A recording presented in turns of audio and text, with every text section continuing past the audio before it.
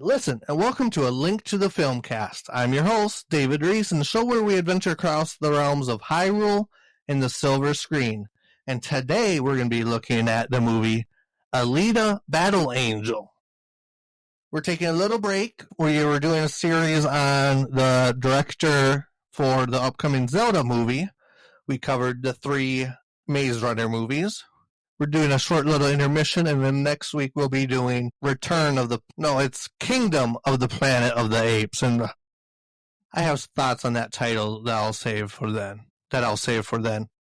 But today we're just going to jump into a random Zelda wiki and see what we got going on. Today's Zelda wiki is an item I am not familiar with. I am not the most familiar with the Legend of Zelda Triforce Heroes, which is the 18th main installment, and therefore I am not familiar with the Palm Cone, which is a bronze rarity material awarded for completing the following levels in Drawbland's challenges of the Dunes. Infinity Dunes, twice, and then Stone Corridors. I have no idea what that means. I never played. This is like a newer one. This is like 2015 it came out. Was this on the Wii U? Yeah, I don't think I played this one. I don't think it counts as a mainline story game. The wiki for it says it's the 18th main installment of the Legend of Zelda series. So I guess it's not mainline, but let's see, developers. It was developed by Nintendo and Grezzo. And Grezzo are the people that also did the Link's Awakening remake. And I think they had a hand in the Echoes of Wisdom. But Palm Cone, I guess I don't know too much about that, so it's a crafting item. It's a material used to make the Dune Walker Dud's outfit. Okay. Kind of makes Link look kind of like a pharaoh from Egypt.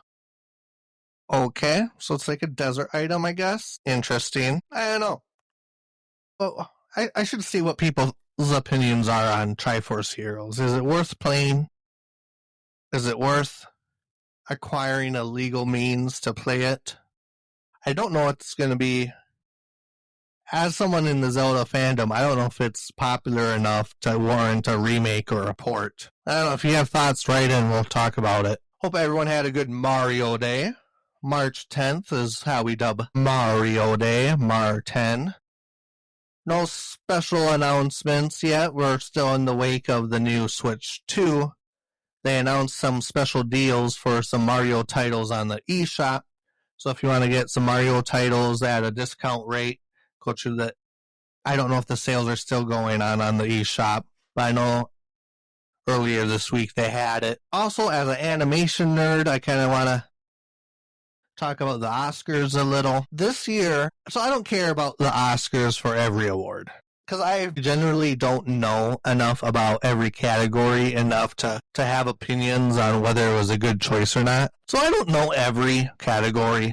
I don't know what makes each category special. And the one I'm kind of partial to and I'm interested in every year is the Best Animated Film category, because it's a relatively new category. It started like in 2001, so it's only been around for 20 so years. So this is an award category that was first introduced in like 2001. And since then, animation has changed leaps and bounds. And not just for movies, but the way it's evolved for TV shows, commercials, other media that might have animation in it, special effects. Animation is one of those important categories to me. And I know a lot of people think of it as, that's the Disney category. Because Disney pioneered a lot of the first animation techniques. And they continue to pump out tons of animated films year on year. But it's also a category for the Oscars, which is looking at animation as an art form as well. Not just the commercialism and the profitability of the animation. And that's where I think Disney has kind of lost sight, because they haven't won the last 2 years, I believe. And they didn't win the first 2 years that this category was introduced as well. Because last year it was The Boy and the Heron. And then the year before that was Del Toro's Pinocchio, which you could argue is stop motion animation in a way. I mean, you're still doing it frame by frame, but instead of drawing and moving images, you're physically moving models. But no, this year's animation is the first time it's not from like a major studio, which I thought was really interesting. The movie is called Flow, and Flow is a Latvian film. It's an independent film made over in Latvia on some open source software made on Blender that anyone could just go and download for their own personal computer. This guy worked on it on his laptop, and he had some other people working on it. After the win was announced, I went and I watched the movie, and I was pretty impressed by it. Was the animation state of the art? Was it super surreal? No. Did it have a cool aesthetic? I thought it was cool. Was it the best? I don't know. But I think part of that decision making into that award went into a lot of the environmental storytelling. If you don't know anything about the movie, it's basically it's an adventure movie of a cat and some other animals on a boat during a flood. And these aren't anthropomorphic humans. They're not talking. They're not standing on two legs. They're just animals with their native animal instincts. And a story is told from it where you kind of have to think and pay attention. It's not one of those movies you can just put on in the background. Especially since there's no dialogue. You can't just do that. It was an interesting movie. I liked it. I know it was up against other movies like Inside Out 2 for Best Animated Film. And I saw Inside Out 2. And as a movie, it was fine. But was it doing anything exemplary to push the bounds of animation? It probably wasn't. I don't know everything behind the scenes. But it looks like a pretty simple slice and dice animated film. Here's the script, here's the storyboards, here's the animation we want to do. Let's model it up, make some tweaks, and using just the standard Disney process, I guess, for making the animation. I saw it on Max. If you are curious about it, feel free to check it out. Let me know what you think about it. But the movie Flow, maybe we'll talk about that on a future episode, depending on what direction we go in. It was a little programming note. I talked about how this is a little intermission from the Wes Ball movies that we're covering. The next one we're going to do is The Kingdom of the Planet of the Apes that just came out last year. And then after that, we're going to look at the producer of the Zelda movie. I don't have his name pulled up right away. But we're going to do a little fun series. We're going to do the Sony Spider-Verse movies. So these are the Venom movies, Madam Web, Morbius, Kraven the Hunter. We're going to check out those movies, have some fun with them, and see what they're all about. I've only seen Venom. I haven't seen the other one, so I think it would be fun to watch some fun action, adventure. And speaking of adventure, that's going to bring us to our main movie today. As you probably saw the name of the episode in the podcatcher, whatever app you're using, Apple Podcasts is my personal preference. That or Pocket Cast is a great app. If you haven't checked that out for podcasting, you can really customize that one to your personal needs a little more. Not a plug for Pocket Cast, but kinda. But today we're going over Alita Battle Angel. And this is an interesting road to production. This is based off of a manga that came out in like 1990. And there's even an old 90s anime version of this that you can actually go and just watch on YouTube. I remember growing up, we had a VHS tape, and as a teenager, I saw the VHS tape for this. It was just called Battle Angel, or Gundam, which meant like a gun dream. And this movie, I rewatched the anime movie as well as watching Alita Battle Angel, and I didn't realize how many scenes are borrowed from one movie to another, and it's really loyal to the plot line of the original movie. I never read the manga. The new movie has a villain that's not even mentioned in the anime, in the old 90s movie. But apparently he's a source character in the manga. And you might be wondering, why are we covering this sci-fi anime movie? And that's a fair point. That's a fair point, but it's an adventure. It's an action-adventure movie. The adventure isn't an adventure in the sense of going from point A to point B. There's kind of that going on, but it's more of the adventure of Alita gaining her memories and developing who she is as a person. There's several different set pieces in the film to kind of emphasize, to relate with that. She starts off she literally at the beginning of the movie, she starts off as a blank slate. And then by the end of the movie, she's got a personality, she's got motivation, she's got a short history, she's got feelings, emotions, and attachments, grudges. She's a fully fleshed out character by the end of the movie. It's also worth noting that she's played by Rosa Salazar, who played Brenda in the Maze Runner movies we just covered. So that's kind of what made me think of this movie as well. This isn't going to be a full-on sci-fi movie podcast, but they're gonna slip in every once in a while. Even Zelda's kind of ventured. The Guardians stuff I would classify as almost a little sci-fi, fantasy, sci-fi. The Guardians and Breath of the Wild. I don't know about, I wouldn't consider the Zonai and Tears of the Kingdom. I don't know. That'd be interesting. Because they do use science and they have their own technology. But how much of it is just magic? I don't know. Alita Battle Angel was pitched to 20th Century Fox by James Cameron around the same time as Avatar. Alita Battle Angel was a movie that James Cameron wanted to make. I didn't know that until I saw in the credits that he is credited as a producer on this. And that made me do some digging. And apparently, he had two movies he wanted to make. He wanted to make Avatar, and then he wanted to make Alita.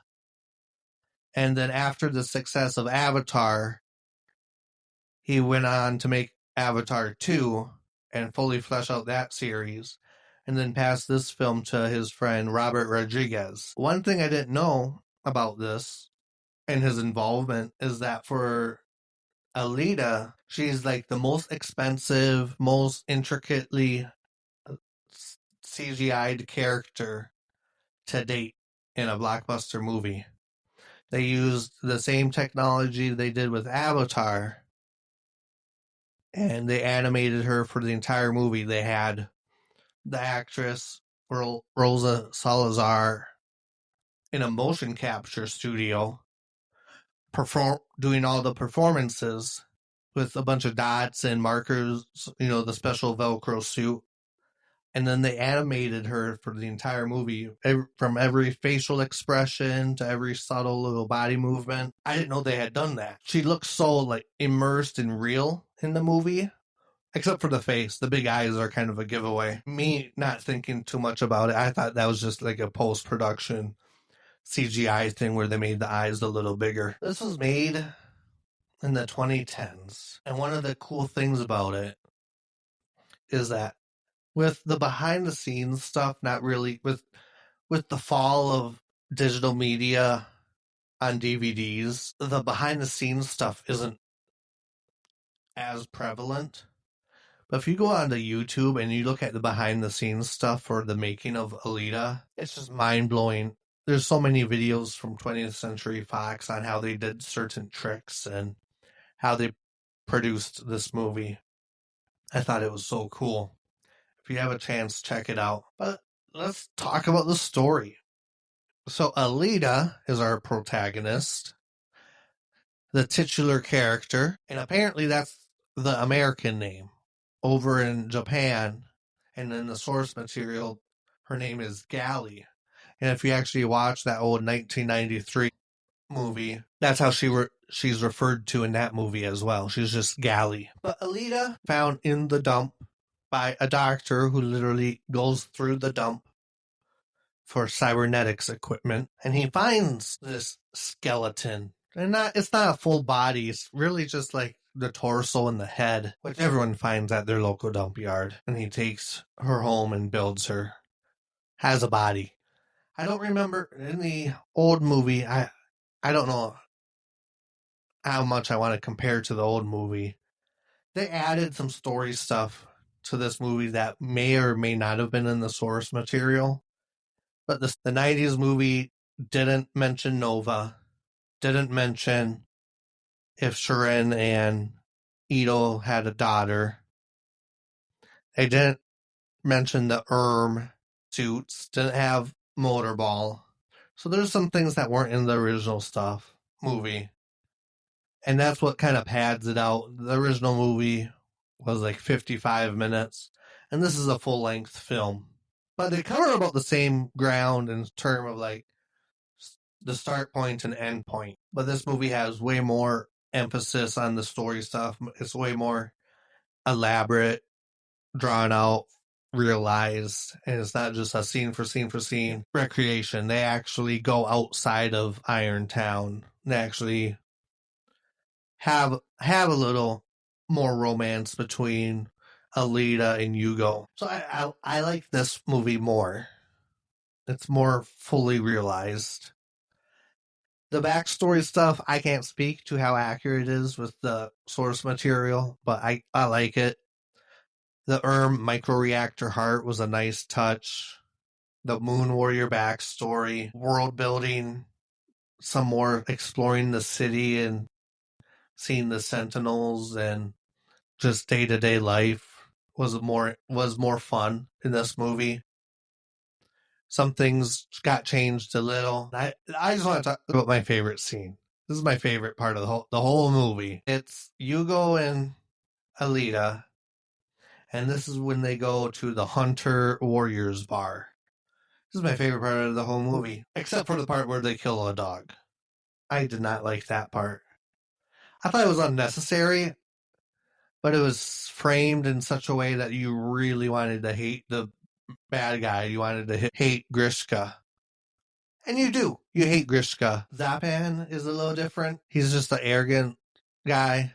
There's no Yugel's brother backstory, which I felt weird that they left that backstory out. Maybe they were making cuts to the runtime since this was already a 2+ hour movie. But to see all the fun characters in the bar, like the dog guy, all the different characters in the bar, and then to have a big bar fight, and then Alita trying to rally them against Grishka, and they're like, no way. And then, surprise, Grishka's here, and they do a big fight. But then he doesn't want to do the fight on her terms. He breaks a hole in the floor, goes down to the sewers, and he's like, come to my world. Come to the underground. We'll fight there. And I thought that was really cool. The fight sequences are amazing. I'm fanboying over this movie. Especially his cool new arm that has the little tentacle or the tentacle spears that shoot out of it and the way she maneuvers around it. But also, since she's a cyborg, she got chopped up by them. I don't know. But the fact she kept fighting as well really shows her strength as a character. I don't know if anyone else does this. But in my family growing up, we always named our vehicles. I have a name for my car. And then when my wife got her car, I wanted to name it, but we didn't know what. And then we finally came across Alita. So we got Alita and Samurai Jack in our driveway. Gives the car a little more personality, in my opinion, to name them. I know some families name them like Yellow Truck or the Blue Truck, Blue Car. But I like actually giving them names. I kind of have a theme with my cars where I go off of old animated shows. My previous car was Kim Possible, for example. But it's a fun little theme. Fun little thing that we do, naming our cars. We had the motorball. I don't know how I feel about the motorball. I get it. They're trying to have a sport that's not just a gladiator pit, even though it kind of comes off that way. Something a little more fast paced and exciting to film and watch, I guess. That's probably why they did that. To use that as your one-way ticket to Zalem. Especially when you don't trust the shady Zalem characters in the first place. I don't know what Zalem looks like. But if it's just full of people up there and then the random motorball winner up there, do they blend in? Do they even have anything to do? Is it truly a paradise up there? Or is it all just an illusion to motivate people to work for them, to get cheap labor and free resources up there? Solemn's an interesting case.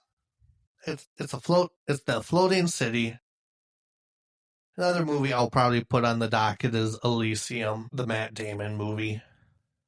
That's a similar concept. Big floating city called Elysium, and the goal for the people on the surface world is to get to the paradise city, the utopia, if you will. And I know that's like a common theme. Xenoblade does the same thing. Xenoblade 2 has a utopia. It's a popular lore technique or a world building thing, I guess. The last thing I kind of want to talk about is, or two things. Let's talk about the Moon Warriors.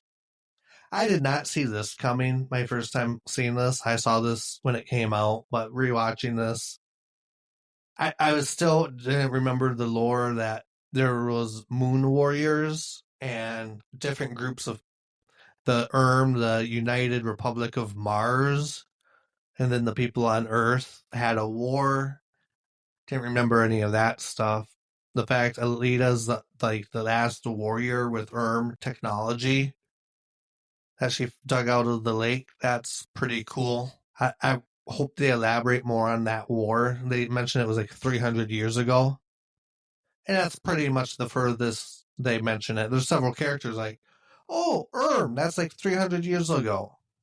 At least. But they don't elaborate too much more. I guess they don't know too much more other than that, since they were so long ago. So the suit, the setup against Nova at the very end.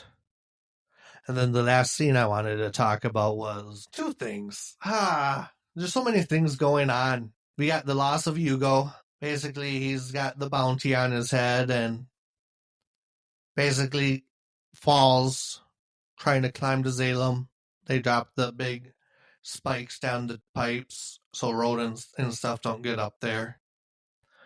The way Alita tries saving him, but he's like, I'm done. I'm old. And he just falls. That was probably the main scene that I remembered from this movie, like even as a kid, as a young adult, when I watched this, a main character dying or like giving himself up like that for the main character. Interesting dynamics. And then I guess we should also talk about, this is the last thing, I swear, last scene is Vector and his promise to Shirin to bring her to Zalem. Well, technically he promised to bring her to Zalem, but not whole, but as organ replacements, as parts for the people of Zalem, which I thought was pretty dark and scandalous. I did not like that part of, I guess it really emphasizes Nova and Vector's characters as being bad.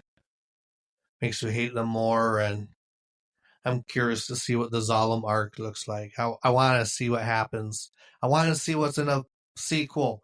And yes, there should be a sequel. Recently, if you go on YouTube, February 2025, there is a concept trailer that was produced for a sequel that says Alita Battle Angel 2 2026 concept trailer. And it looks awesome. And it looks awesome. And when that movie comes out, we're probably going to do a big special episode for that one. Still trying to grow the show, trying to put more time into production. I don't know if that really shows. I'm not the best. I'm open to suggestions. What do you like that I do? What don't you like? But that's just going to be this week's episode. Like I said, next next time we'll be watching Kingdom of the Planet of the Apes and then jumping into the Sony Spider-Man-averse. So, thanks for listening. And as always, may the Triforce be with you.